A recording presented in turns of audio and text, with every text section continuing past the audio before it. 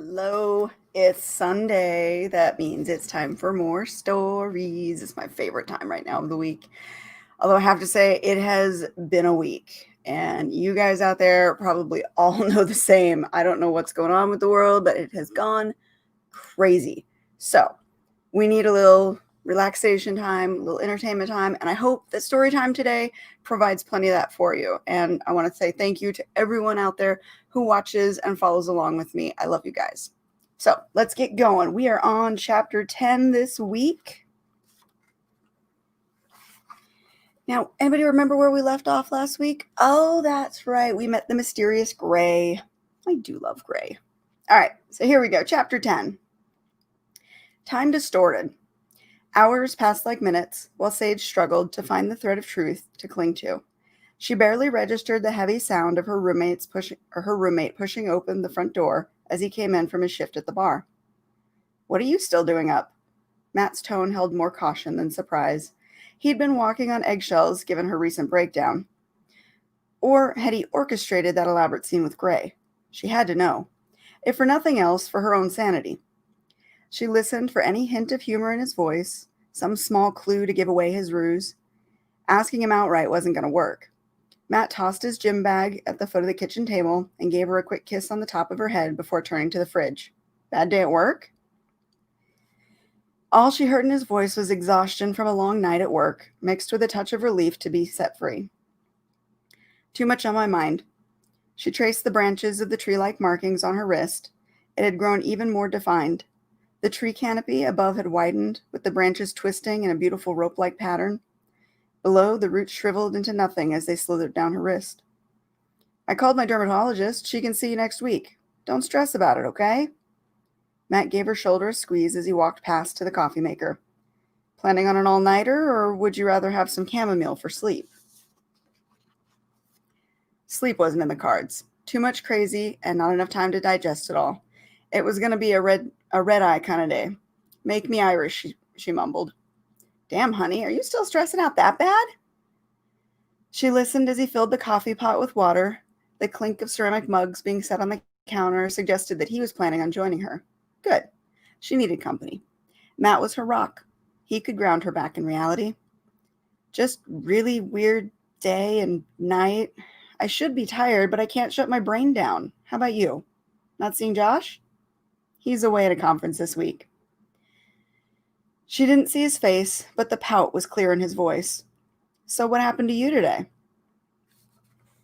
You ever feel like you're stuck in a dream and you know you're dreaming, but you can't wake up? You need me to pinch you?" He chuckled. "I'm serious." I know, honey. I'm sorry." He came over and hugged her from behind. His arms were, excuse me, his arms were her security blanket. She felt safe with him, but even he didn't have the kind of strength that could protect her from this destiny. This destiny that Gray had said she was born into. "I can't imagine what you're going through, losing your mom and all. I'm not trying to downplay your situation, okay? Just trying to lighten your mood." "How? By making me a superhero?" "What?" Matt's voice confirmed that he had not played the practical joke on her by sending Gray. He'd have admitted that straight away if he thought anything he'd done had caused her more pain. "Nothing. Not sure my mood can be lifted right now." She sighed, feeling weighed down by all the information Gray had dumped on her. If what he had said was true, then so was the danger that he'd hinted at. Danger she couldn't possibly fathom. "Did you have karate day?" Matt's voice broke through her thoughts. "I thought punching things would help you blow off steam." Something like that. Her muscles had tightened sitting at the table for so long. If she hadn't been so worked up, she'd have remembered to stretch. They protested even the slightest movement now as she turned to face her roommate. More pain would follow tomorrow. "You should see what Devin wants me to do now." She welcomed the distraction. Talking about anything ordinary felt good. Sage eagerly pulled out Sage eagerly pulled out her shoulder bag and grabbed her paper listing the new workout regime. Coffee had started to percolate, flooding the air with the rich aroma of roasted beans and just a hint of bitter chocolate. Such a simple thing, easily taken for granted, but after the day she'd had, Sage allowed herself time to breathe it in and appreciate it. A grasp of normalcy. There had been so little of that today. Matt took the page, snickering as he ran his finger down that. I can do this. I can read today. Matt... I can't read today. Matt took the page, snickering as he ran his finger down the days and assignments. If nothing else, you'll be too tired to be mopey after this workout. And he still wants you to come in twice a week for sessions with him? As if she'd absorbed the caffeine from the air, Sage began to rouse from the doldrums. 1 personal class and 1 group session. Yep. Damn, killer. Matt threw a faux punch at her upper arm. You're going to be the Terminator after all this training. He pulled back into a boxer's stance, bobbing and weaving as if ready to take her on. As amusing as that idea was, Sage didn't engage. But she did manage a giggle at her roommate's attempt to make her smile. Assuming I survive. There's the kind of can-do attitude I've come to expect from you. Matt glowered playfully and brought up his fist once more, ready for a strike that would never come. What's it going to take to perk your ass up? I just need time, she shrugged. That's all. With a frustrated sigh, he stood and turned back to the counter to prep the coffee. Well, while you're taking your time, you can go through the boxes that arrived today. Those words hit her harder than any punch he could have thrown. She'd sworn she'd never open them, even after Mark had pleaded with her. She'd instructed him to put them in storage. Of course he wouldn't listen. She needed them to properly mourn the loss of her mother. His words. Mark doing his best impression of a father. Damn him. He would have overnighted those boxes just to rub salt in the wounds. That was fast. Sage swore under her breath. I left them in your room. It's just 2. Matt couldn't possibly understand how frightening the contents of those boxes were. He still had both his parents living in the same city. I'm not sure I'm ready to open them. Your mom was awesome. Ignoring her memory is not going to make you heal any faster. Matt poured a generous shot of Irish cream into the mug before sliding it over to her. Take this. We can go through the boxes together if it helps. You can have a good, ugly cry with me tonight. Marry me, will you? Tears were already beginning to form, and he was not only giving her permission, he'd offered to put up with her at her worst. She couldn't ask for a better friend. I would, honey, he winked, and he held up a mug and took a sip. But you're just not my type. Hey, I'm good with an open relationship. I just want to lock this down. She waved her hand between them, because no guy is ever going to measure up to you. Next time Josh is over, I need you to repeat that. He pointed to the hall. Now go get those boxes and let's have a pity party. Looking just as ominous as the last time she'd laid eyes on them, the 2 bankers' boxes with Miranda's name written on them taunted her, daring her to open them and reveal accursed treasures inside. She set them down on the kitchen table and took a chug from her coffee for strength. Where's a disarms trap spell when you need one? No games. This is the real world. Now rip the Band-Aid off, Matt cheered. Hands shaking, she sliced the tape around the edges of the first box. Dust poofed out as she lifted the lid, and her eyes settled straight away on an item that she recognized. Right on top, folded neatly, her mother's leather jacket. Tears could not be held in check as she pulled out and caught a whiff of the perfume. The notes of bergamot and tangerine had always been the essence of happy, bringing her mood up no matter how dark, but for the first time ever, they failed to elicit that response. That's a sick jacket. Put it on, Matt demanded. She held it close, caressing the supple leather, worn buttery soft through the years of use. The inner lining had a few small tears and odd seams where hasty repairs had been made, but none that rendered the jacket unwearable. Sage slipped one hand into the sleeve, the satin lining caressing her arms, inviting her to be its new owner.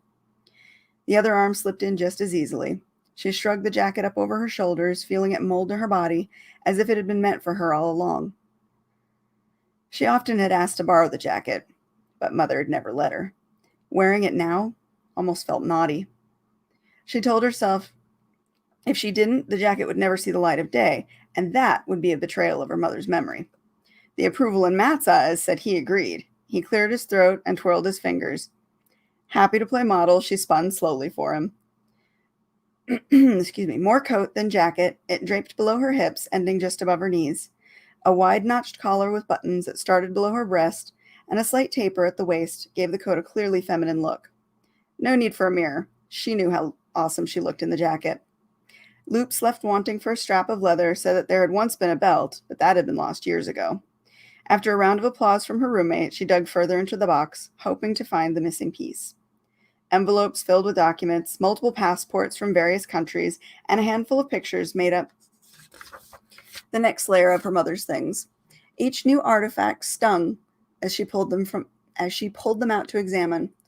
But Matt was there with a nod of solidarity and a fresh shot of Irish cream for her coffee.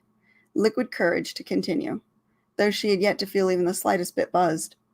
Tucked into the side of the box was an impressive-looking knife and a leather utility belt. Damn, Mommy was a badass, Matt whistled appreciatively, reaching to pull out the belt before she could. He held it up, fiddling with the fasteners and opening the small compartments. Shit, she's got throwing knives in here. He opened a pocket and pulled out 2 slim knives with a ring on each end. She was a weapons expert, one of A.S.S.E.T's best. Sage remembered her mother demonstrating fights with effortless grace and form, as if she were dancing rather than engaging in battle. Miranda had the reputation of being able to take down opponents larger than herself and disarm them without breaking so much as a nail in the process. Below the belt, I can't read. All right, get it together, Katie.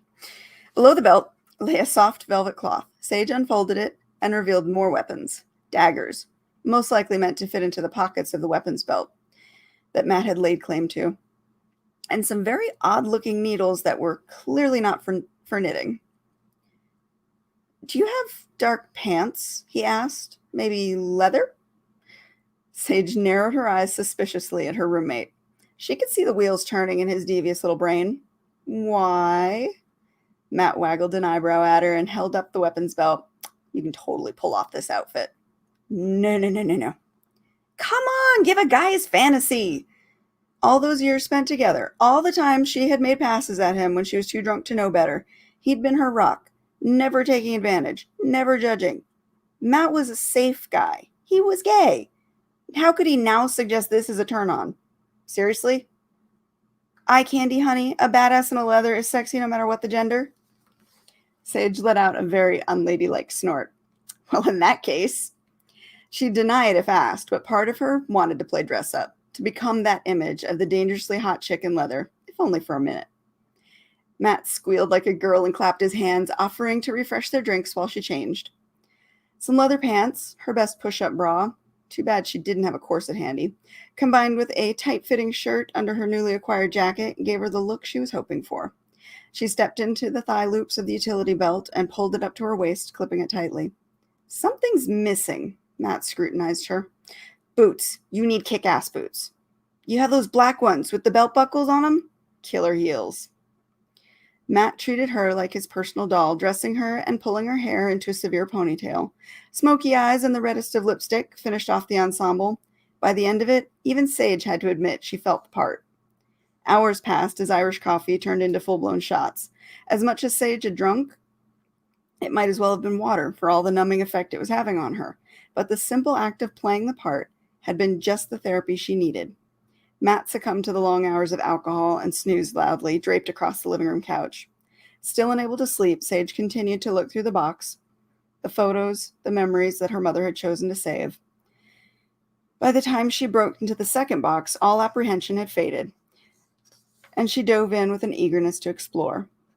Buried at the bottom was a small sealed jewelry box. She opened it, and a handwritten letter bloomed from within, falling to the floor as it unfolded in the open air. Sage set aside the box and bent to retrieve the last words her mother might have written. Sage, I am so sorry for leaving you alone in this world. There is so much that I wish I could have told you. So much. I wanted to prepare you for this, but it's not our way. You're not ready for the darkness in this world, but you must find strength in the days to come. Our family is special. We share an inner light that is passed down from generation to generation. Find the light within yourself and allow it to illuminate your future. Remember that true strength comes from determination. Like your birthmark, you must find new avenues when one becomes blocked. There's always another way. Defeat is not an option. When the time comes, you'll understand why I had to remain silent, but know that I have never once left you vulnerable, and even in my absence, I thought of your protection. Enclosed is my final gift to you. Wear it close to your heart, and you will never be far from the light we share. Love always, until the end of time, Mom. Way to be cryptic there, Mom. For all the alcohol she'd drunk, her mind remained sharp, but her mother's final message still felt like a riddle she couldn't even begin to answer. She retrieved the box that the letter had come with and found a necklace inside. The pendant matched the pattern of her birthmark down to the roots, but circling around it were symbols in a language she couldn't read. Not the kind of jewelry she'd normally wore, but it came from her mother, so she immediately put it on. It hung from a simple silver chain, long enough to be worn under a shirt, with the pendant sitting close to her heart, just as her mother had requested. So there's chapter 10, kind of a sad one there, but an important one.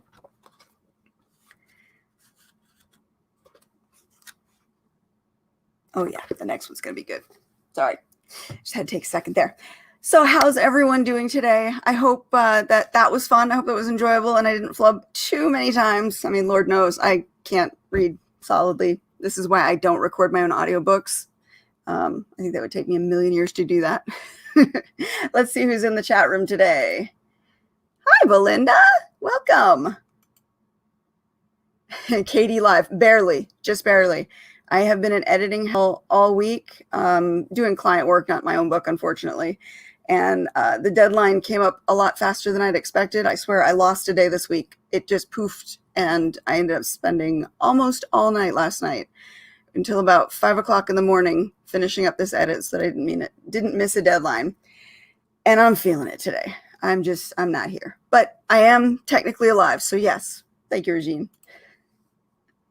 Uh-oh. Don't give away any spoilers, Rebecca. We're counting my flubs. I totally have the count's voice in my head while you're saying that. Hi, Sam. How you doing? Thanks for watching today. Magical armor and enchanted weapons. We'll see. 4. I'm glad you liked it, Belinda. Thank you so much. And again, every Sunday I'm trying to keep this going so that I can hopefully entertain you with a lot of my author flubs and hopefully a good story. At least I hope you guys like it. And it's much fun for me, I think, as it is for you guys. Or I hope it's actually more fun for you guys than me. I don't know. What should I be thinking there? I hope it's equally as fun for both of us. Yeah, that makes sense. Again, I didn't get much sleep last night. It was good and fun. Yay! I'm not crying. You're crying. All right, but Matt telling her to dress up so that he can have a badass, that's one of my favorite things. That is one of my favorite things. I love Matt and Sage's relationship. They are just a great team up. Matt is everything that Sage needs, and Sage is the wild card that Matt needs. And they really are a good pair together. They make great roommates. And eventually you'll meet Josh too. He's pretty awesome. I know also, what is it? The lack of sleep? It's the lack of sleep, isn't it? I swear it's the lack of sleep. I will probably end up taking a nap. Actually, no, I'm lying. I never take naps. I should take naps, but I never do because I don't wake up well from naps. So I will probably end up just burning the candle at both ends until bedtime tonight. And maybe I'll get to bed at a reasonable hour. We'll see. Knock on pretend wood. Oh, it's fun for different reasons because you know what's going on. Okay. Yeah, I like that. I do know what's going on. I know what's coming up. And there are some definitely fun scenes coming up that I can't wait to get to, but I'm not going to skip over chapters that provide with information. They're not boring. They're just, you really need to pay attention to the information that's being shown. Like the letter the mom sent her is important. I won't give away too many spoilers. One of my favorite scenes for sure. Yeah, I love the Matt and Sage scenes because they're so natural and they're so genuine with each other. So it's good. What happens next? I can't wait to get to some of this stuff. All right. So That was chapter 10 for this week. I will read chapter 11 next week. I hope everyone comes back and watches. Tell a friend, bring a friend. We're going to run. Rebecca was the winner of our first contest, which Rebecca still needs to send me her address so I can send her the bookmarks. And I'm going to get with you, Rebecca, about some details, and we're going to run that contest soon, if not next week, the week after, so that we can award another prize and have a little more fun reading. All right, everyone have a good week. I want you to relax, take care of yourself, stay off the news. Just stay off the news for your own personal health right now, because that is killing us all at this point.